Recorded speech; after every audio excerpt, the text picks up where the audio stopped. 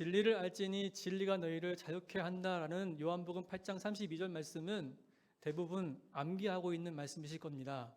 특별히 요한복음 8장 32절 말씀, 오늘 본문의 말씀은 우리 교단 신학대학교인 한국 침례신학대학교의 건학이념과도 깊은 연관이 있는 말씀입니다. 한국 침례신학대학교의 건학이념은 진리, 중생, 자유입니다. 요한복음 8장 32절 말씀, 이 말씀을 우리 원어의 순서대로 한번 읽어보도록 하겠습니다. 너희들은 깨닫게 알게 될 것이다. 진리를, 그리고 그 진리, 그것이 너희들을 자유롭게 할 것이다. 앞에 보시는 말씀처럼 진리, 그것이 너희들을 자유롭게 할 것이다 라고 하는 이 말씀, 참 복음의 말씀이고 진리 그 자체의 말씀이죠. 그런데 말입니다, 이 진리, 그것이 우리를 자유롭게 할 것이다 라고 하는 이 복음의 말씀이 이루어지기 위해 반드시 지켜야 하는 절대적인 전제 조건이 있습니다. 그것이 무엇이냐면 요한복음 8장 31절 말씀입니다. 요한복음 8장 31절 말씀 속에 절대적인 전제 조건 한 가지, 너희가 내 말에 거하면, 이 말씀인데 이 말씀 역시 원어의 순서대로 한번 읽어보겠습니다. 읽어볼게요. 시작. 만일 너희들이 머물면, 남아있으면, 어디에요? 나의 그 말씀 안에. 너희들이 머물거나 남아있으면, 장수는 나의 그 말씀 안에. 그러니까 너희가 내 말에 있으면 그 사람은 진리로 자유케 된다라는 말씀입니다. 절대적인 전제 조건이죠. 그러니까 이 절대적인 전제 조건, 우리가 자유를 이루려면 우리는 절대적인 전제 조건인 예수님 그 말씀 안에 거해야 됩니다. 그래야 진리가 자유케 한다는 그 말씀이 우리의 삶을 통해 이루어지는 것입니다. 그러므로 우리가 여기서 가져야 할 우리의 삶의 의지는 무엇이 되어야 할까요? 우리가 자유를 이루기 위해서 우리는 반드시 어떤 의지를 가지고 살아야 됩니까? 그 자유가 있는 곳이 어디죠? 예수 안입니다. 그러므로 예수 안에 머물러야 한다라는 강력한 의지로 살아가야 됩니다. 또한 의지와 동반한 열정, 열심이 있어야 되는데 열심은 무엇입니까? 예수님 안에 자유가 있기 때문에 우리는 예수 안에 머물러야 한다는 강력한 의지와 함께 우리의 삶의 열심은 그 예수 안으로 들어가는 열심이 우리의 열심이 되어야 됩니다. 그래야 우리는 자유를 이룰 수 있습니다. 하나님께서 자유케 한다라는 그 말씀을 성취할 수 있는 것입니다. 우리의 의지는 무엇이 되어야 된다고요? 예수 안에 머물러야 한다라는 것이 우리의 강력한 삶의 의지가 되어야 되고, 우리의 삶의 열심은 그와 같은 의지와 동반하여 그 예수 안으로 날마다 가야 돼, 예수 안으로 날마다 서 있어야 돼라는 이 삶의 열심이 우리 가운데 있어야 한다는 것입니다. 그런데 아쉽게도 우리는 예수 안에 머물러 하는 그 이유가 틀린 것 같습니다. 여러분들 예수 안에 머무는 이유는 무엇입니까? 그 예수 안에 머물려는 이유를 한번 생각해 보시죠. 기독교인이라 할지라도 상당수의 많은 기독교인들이 예수 안에 머물러야 하는 이유가 틀린 것 같습니다. 올해 2월 달에 목회 데이터 연구소에서 흥미로운 조사 한 가지를 했습니다. 무엇이냐면 담임 목회자 521명을 대상으로 해서 담임 목회자 521명이 하는 설교의 주제가 주로 어떤 주제로 이루어지는가라고 하는 설교의 주제에 대한 조사였습니다. 그래서 담임 목사 521명의 답변을 근거로 하여 통계치가 나왔는데 제일 많이 하는 설교가 어떤 주제냐면 위로와 격려와 치유의 설교다. 두 번째는 무엇입니까? 두 번째는 현실에 입각한 문제 해결을 위한 설교다.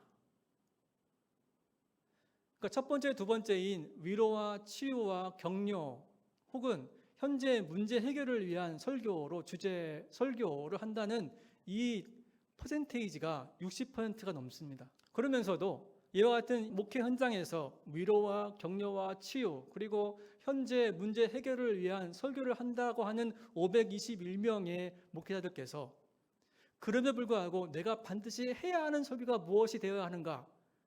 제일 많이 한 것이 무엇입니까? 그리스도의 복음 설교를 해야 한다는 의지가 제일 많습니다. 이 데이터가 우리에게 알려주는 것은 과연 무엇입니까? 담임 목회자 521명이 정답은 아닐지라도 이 통계치가 우리에게 선사하는 것은 무엇이냐면, 목회 현장에서는 위로와 치료와 격려 그리고 현재 문제 해결을 위한 설교를 하고 있는데, 정작 하고 싶거나 해야 하는 설교의 주제는 그리스도의 복음이었다라고 하는 이와 같은 아이러니한 이 결과치는 우리에게 무엇을 보도하냐면, 말씀을 증거하는 목사든 말씀을 듣는 성도든 예수 안에 머무는 그 이유가 진리를 탐구하기 위해서가 아닙니다. 예수 안에 머무르는 그 이유가 위로와 격려와 치유 그리고 현재의 문제를 해결하기 위한 그 이유가 주가 됐다는 것이죠. 그래서 제가 틀렸다라고 말씀드리는 겁니다. 예수 안에 머무는 그 이유는 오로지 진리를 탐구하기 위해서입니다. 진리를 알지니 진리가 너희를 자유케 한다라는 이 말씀 속에 진리를 알지니 알다라는 헬라어는 기노스코라고 있습니다. 기노스코라는 이 의미는 발견되다라는 뜻입니다. 예수와 함께 기거하고 예수와 함께하는 임마누엘 하나님을 경험하는 삶의 경험이 우리를 자유케 한다는 것이죠.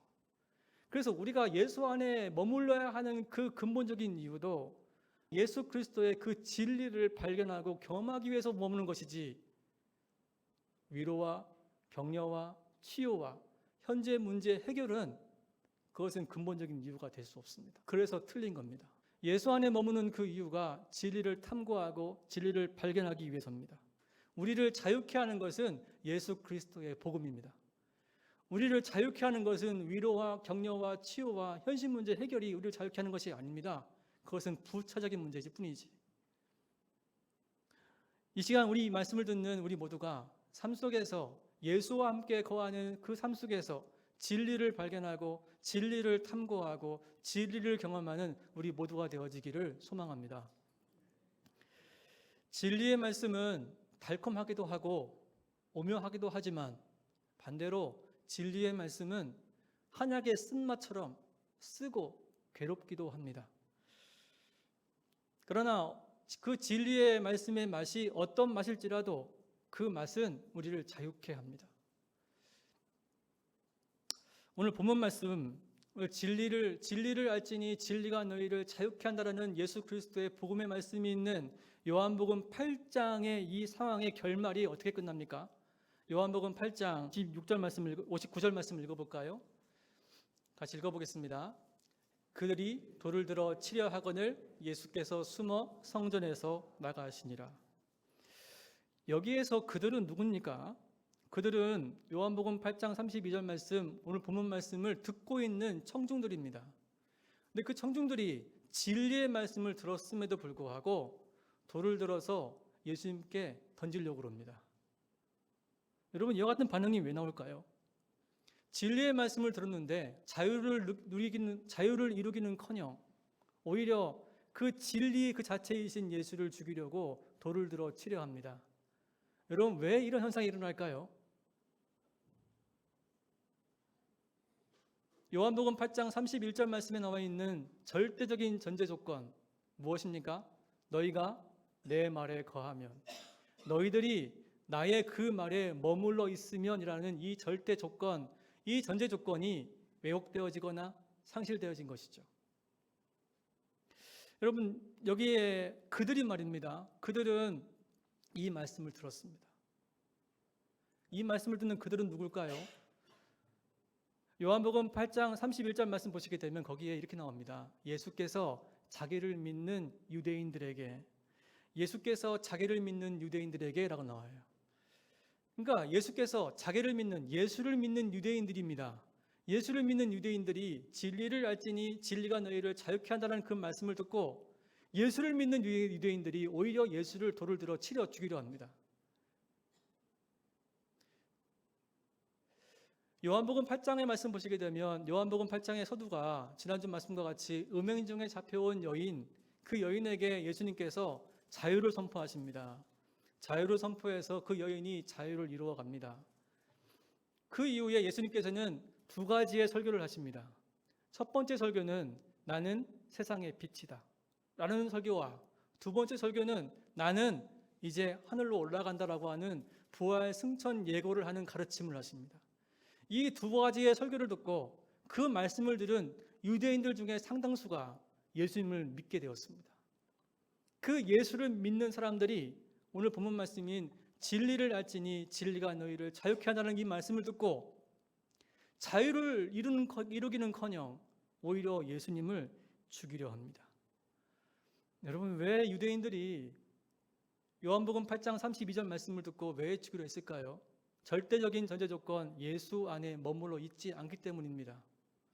예수 안에, 그 말씀 안에 머물러 있지 않기 때문입니다. 예수 안에 머물러 있지 않기 때문에 우리가 예수 안에 머문 사람으로서 반드시 있어야 될 삶의 의지, 그 삶의 의지는 뭐냐면 그 예수 안에 진리가 있다라는 삶의 의지 말입니다. 그 의지가 꺾이게 되었고 또 삶의 열심, 예수 안으로 들어가야 돼라고 하는 삶의 열심이 꺾이게 된 것입니다. 왜 꺾였을까? 예수를 믿었다라고 자부하고 있는 유대인들이 왜 진리의 말씀을 듣고 자유를 이루기는커녕 왜 예수님을 죽이려고 했을까? 왜 꺾였을까? 이 부분을 한번 상세하게 살펴보고자 합니다. 여러분, 유대인들이 말입니다. 유대인들이 이와 같이 진리를 알지니 진리가 너희를 자유케 한다라는 이 말씀을 듣고 이 말씀 가운데 한 단어가 유대인들의 마음에 반감을 생기게 했습니다. 그 단어가 무엇이냐면 자유입니다. 자유. 이 말씀을 선포하게 되자 유대인들이 예수님께 이렇게 반감을 갖고 항변합니다.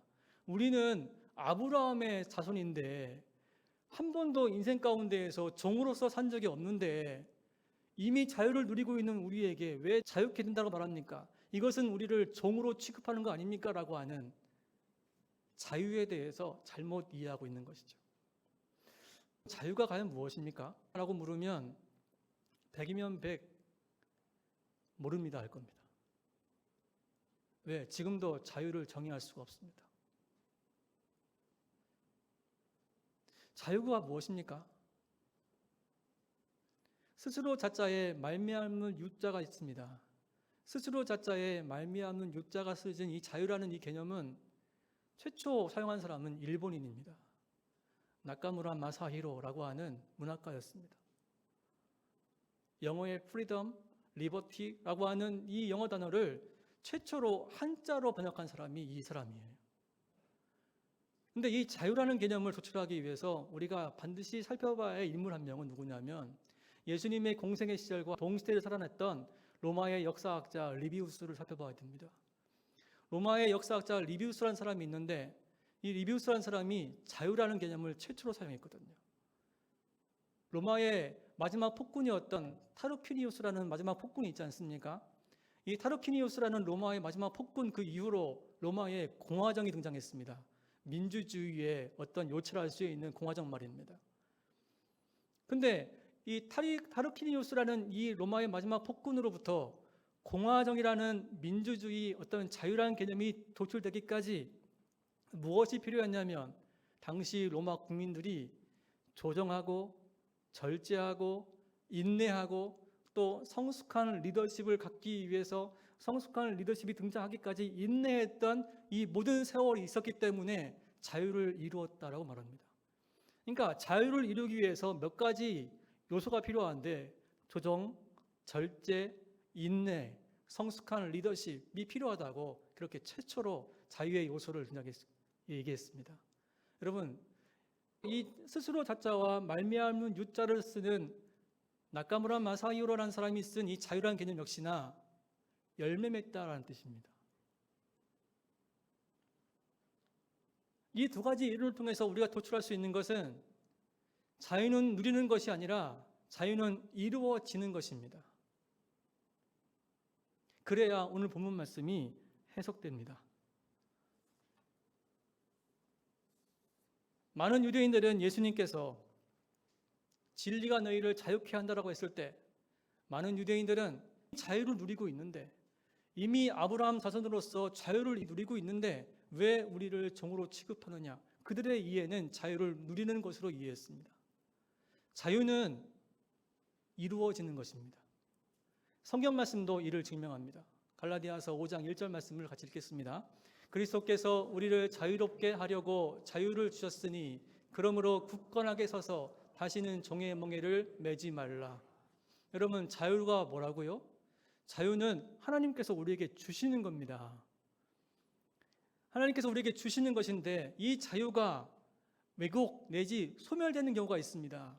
그것이 뭐냐면 종의 멍에를 매면, 죄의 종의 멍에를 매면 이 자유가 소멸 내지 훼손됩니다. 그래서 이 자유를 이루기 위해서 갈라디아서 쓴 사도 바울은 우리에게 권고하는 거죠. 굳게 서 있으라고. 어디에 굳게 서 있으라고요? 예수 안에. 너희가 내 말에 거하면, 요한복음 8장 31절 말씀과 정확하게 갈라디아서 5장 1절 말씀은 부합합니다. 너희가 내 말에 거하면 진리를 알게 되어지고 진리가 너희를 자유하게 할 것이다 라는 이 말씀과 오늘 갈라디아서 5장 1절 말씀은 우리에게 정확하게 부합된 말씀으로 다가옵니다. 말씀, 이 말씀 안에 거하는 겁니다. 그러면서 갈라디아서 5장 후반 말씀에 무엇이 나옵니까? 육체의 일과 성령의 9가지 열매가 나오잖아요. 육체의 일은 현저하니라고 하면서 여러분들이 알고 있는 당짓는 것, 분노, 시기, 질투, 이 모든 것들이 다 육체의 일이지 않습니까? 종의 멍에입니다. 그러면서 성령의 9가지 열매를 거론하시는데 우리가 우리 안에서 스스로 나오는 것이 아니고 성령의 9가지 열매입니다. 성령 하나님께서 주시는 겁니다. 성령 하나님께서 주시는 것이기 때문에 그 9가지 열매가 자유를 누리는 사람에게 있는 열매라고 해요. 그 열매를 통해 알 수 있는 것입니다. 여러분, 자유는 누리는 것이 아니라 자유는 이루는 것입니다. 만약 자유를 누리는 것으로 이해한다면 아마 이 모습을 이해하지 못할 겁니다. 다시 한번 요한복음 8장 59절 말씀 보여주시겠습니까? 요한복음 8장 59절 말씀 같이 읽겠습니다. 시작. 그들이 돌을 들어 치려 하거늘 예수께서 숨어 성전에서 나가시니라. 여러분, 그들이 돌을 들어 치려 했을 때 예수님께서는 숨었습니다. 그리고 몰래 그 성전을 빠져나가십니다. 여러분, 예수님께서 숨어 성전에서 나가신 이 모습을 보시고 진리 그 자체이신 예수님의 그 자유로움이 느껴지십니까? 숨어서 성전에서 나가신다 라고 하는 이 모습을 보시며 여러분, 예수님의 이 자유로움이 느껴지십니까? 숨었다라는 이 단어 하나만으로도 자유가 있나요? 여러분, 자유를 누리는 것으로 이해한다면 예수님의 이 모습을 이해할 수가 없습니다. 자유는 이루어지는 것입니다. 진리 안에서. 예수님은 어떤 분이신가요? 예수님은 전지하시고 전능하신 하나님이십니다. 숨을 필요가 없습니다. 도망갈 필요가 없습니다. 말씀 하나면 모든 것들을 창조할 수 있는 창조주시고 말씀 하나면 사람을 살리고 죽이게 하시는 그야말로 전지하시고 전능하신 하나님이심에도 불구하고 예수님이 왜 숨어 가십니까? 왜 성전에서 나가십니까? 이 땅에 오신 목적, 이 땅에 오신 당신의 사명, 대속제물로서 연약한 인간의 모습으로 십자가에서 죽음에 이르기까지 그 모습으로 가셔야 하기 때문에 그 모습으로 가셔야 되기 때문에 진리를 이루시기 위해서 진리를 이루시기 위해서 십자가까지 그 모습으로 가셔야 하기 때문에 숨어서 나가시는 겁니다. 누구의 자유를 이루시려고요? 우리의 자유를 이루시려고. 우리를 죄에서부터 해방시키시고 우리를 죄에서부터 구출해 주셔서 자유로운 삶이 되게끔 하시기 위해 우리에게 자유를 이루시도록 이와 같은 모습으로 나아가신 겁니다.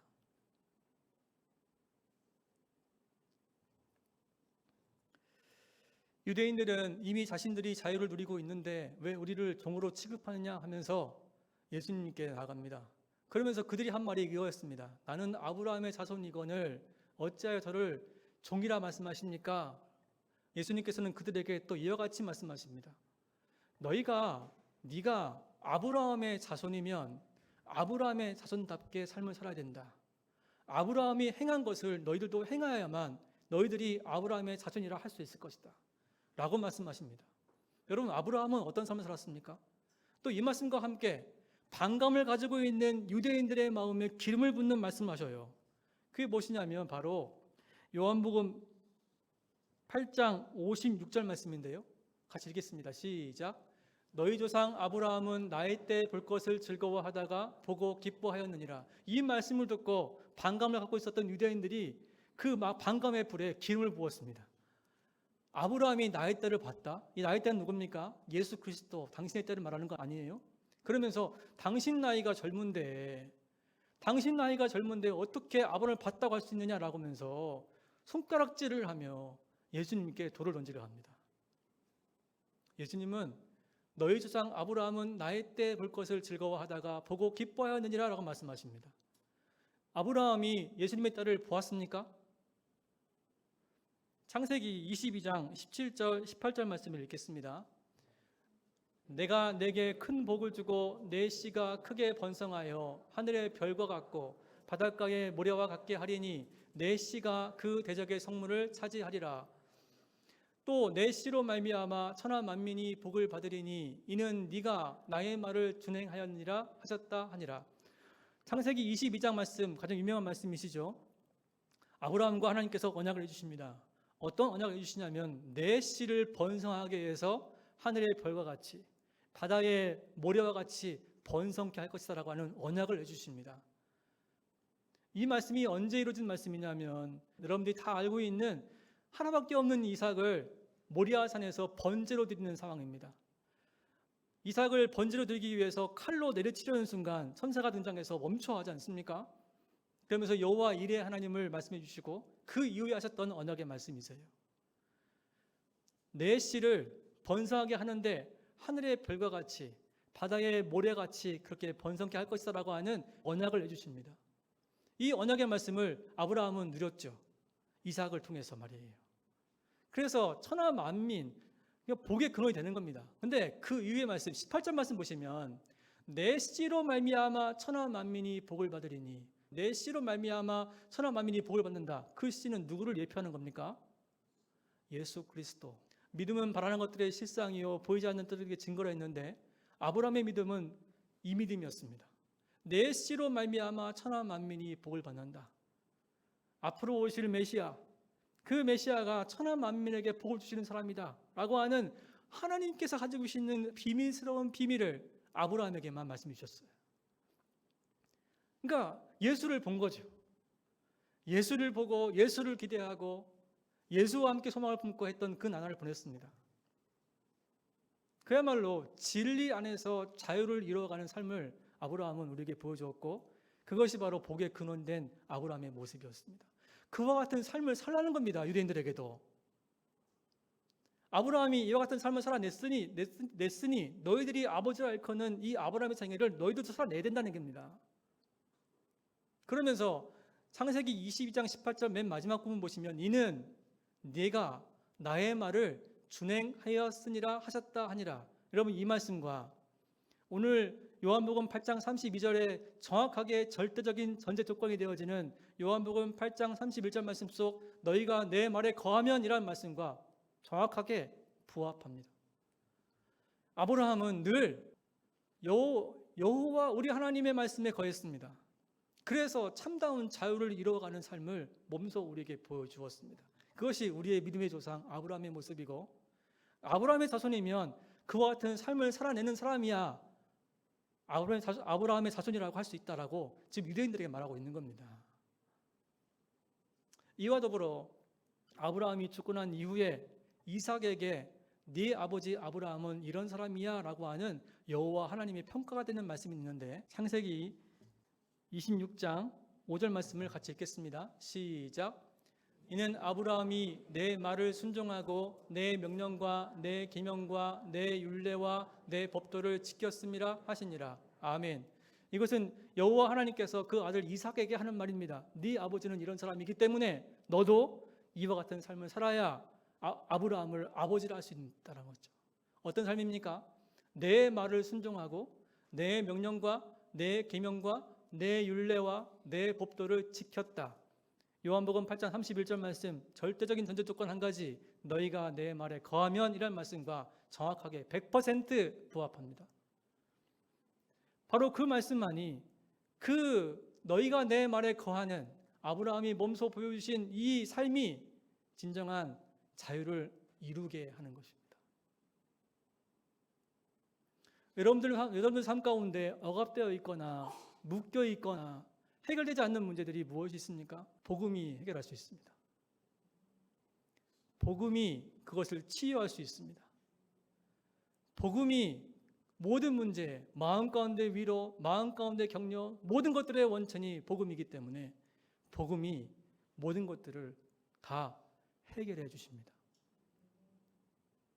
그러므로 우리가 해야 할 것은 자유를 이루어지게끔 하기 위해 우리의 강력한 의지는 예수님 말씀 안에 거해야 돼.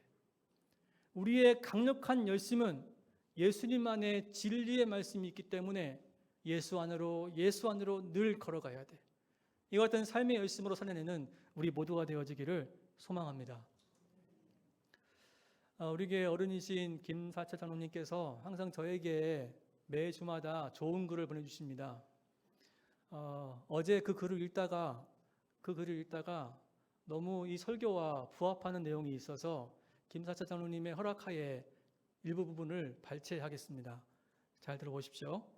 창조주가 세상을 창조하시고 세상을 사랑하셔서 독생자를 보내셔서 자유와 풍요 속에 살기를 원하셨는데 사람의 성품 중에 욕심이라는 것을 제거하시지 않아 그 욕심 때문에 세상이 소란스럽게 되었습니다. 사실 그릇에 가득 채우는 것보다 조금 모자라는 상태가 즐겁고 소망이 있는 것인데 사람들은 가득 채우고 그것도 모자라 차고 넘치도록 해야 직성이 풀리는 성품 때문에 세상이 소란스럽고 두려운 것입니다. 존경하는 선생님, 그릇에 3분의 2만 채워지면 만족하고 나머지는 사랑으로 채우시기를 바랍니다. 그래서 늘 인생이 즐겁고 재미있는 여정이 되시기를 바랍니다. 늘 인생이 즐겁고 재미있는 여정, 그야말로 자유죠. 이 자유를 이루기 위해서 우리는 진리 안으로 들어가야 됩니다. 진리 안으로 들어가야 되는데 갈라디아서 5장 말씀도 우리에게 증거했듯이 현저한 육체의 일이 그것을 방해합니다. 시기와 분노와 질투와 장짓는 것과 그 외의 여러 것들이 진리 안에 머물려고 하고 굳게 서 있으려고 하는 우리의 의지와 열심을 꺾습니다. 욕심이 잉태한 즉 죄를 낳고 죄가 장성한 즉 사망을 낳느니라. 우리의 욕심이 자유를 이룰 수 없도록 방해합니다. 그러므로 우리의 요한복음 8장 32절 말씀이 이 진리의 말씀이 우리에게 요구하는 삶의 굳건한 의지, 삶의 굳건한 열심을 우리가 몸소 행하는 우리 모두가 되어지기를 소망합니다. 예수 안에 머무는 이유는 무엇입니까? 단 하나입니다. 진리를 탐구하고 진리를 얻기 위해서입니다. 그 진리가 우리를 자유케 하기 때문에 그러므로 우리의 굳건한 삶의 의지는 예수 안에 있는 복음의 말씀이 나를 자유케 한다. 이와 같은 의지와 함께 우리가 갖고 있는 굳건한 열심은 그러므로 나는 진리가 있는 예수 안으로만 간다. 예수 안으로 가기 위해서 그 어떤 것도 한다. 라는 이 열심을 우리 모두가 보이는 넓은 샘 새소망 공동체 되어지기를 소망합니다. 아멘.